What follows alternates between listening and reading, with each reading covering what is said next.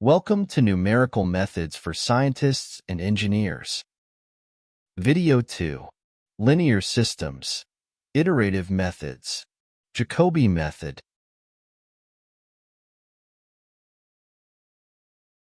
Any system of linear equations may be solved iteratively after expressing it in fixed-point iterative form as follows. The Jacobi method is an iterative algorithm used to solve a system of linear equations. In this method, we solve for each xi, for all I, in terms of the other unknowns. In other words, for the ith equation, we isolate xi. Next, we specify iteration steps in these equations with the superscript notation. The Jacobi iteration equations generate successive approximations. Note that all the unknowns on the right-hand side are the quantities evaluated at prior iterations. The left-hand sides are the newly computed approximations, that is, current iteration estimates. The Jacobi iteration equations are expressed in the most general and most suitable form for programming as follows. Where x superscript p and x superscript p plus 1 notations denote the estimates at the prior pth and current p plus 1th iteration steps, respectively.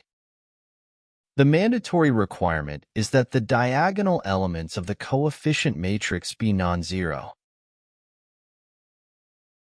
The strengths of the method are: the method is easy to understand and implement. Numerically, it is robust. The iteration procedure can be carried out in a parallel environment. The handicaps of the method are: the method is not preferred for large systems. It converges under certain conditions for diagonally dominant coefficient matrices. And the rate of convergence, if it converges, is quite slow, making it unsuitable and unacceptable for large linear or sparse systems. Consider solving the following 3x3 system of linear equations using the Jacobi method. The Jacobi iteration equations can be expressed as follows. When computing the current estimates, the prior estimates of the unknowns on the right-hand side are used. The initial guess vector will be taken as the zero vector. To illustrate the iteration process, we will be tabulating the estimates and the absolute displacement, that is, the error of successive estimates, as they are calculated. The first row estimates are initial values, which are set to 0. Since there are no prior estimates, we cannot calculate relative errors. For p equals 0, the iteration equations become.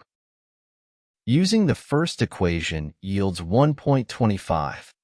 The second iteration equation gives 0.5. And the third equation results in 1.5.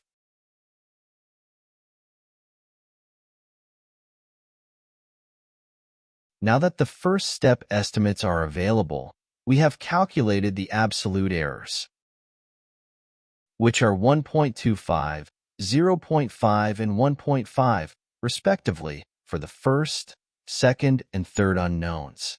To monitor the convergence, we use the infinity norm of the displacement vector. That is, the maximum absolute value of the displacements of the unknowns, which is 1.5, and it is observed for x3. So we mark this down. For p equals 1, the Jacobi iteration equations become.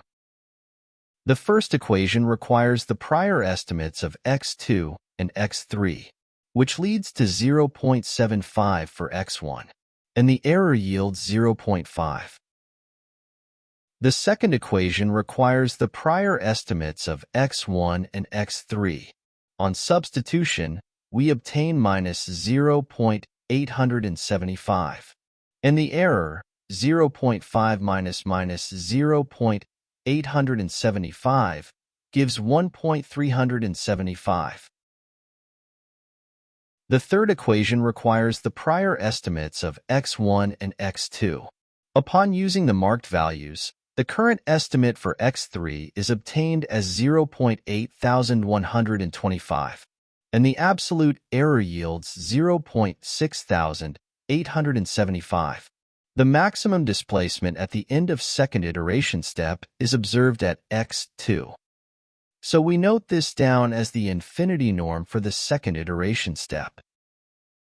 For p equals 2, the Jacobi iteration equations are expressed as follows. The first equation uses the prior estimates of x2 and x3. So we obtain 1.265,625, and the error, 0.75 minus 1.265,625, is rounded to 0.5156. The second equation uses the prior estimates of x1 and x3.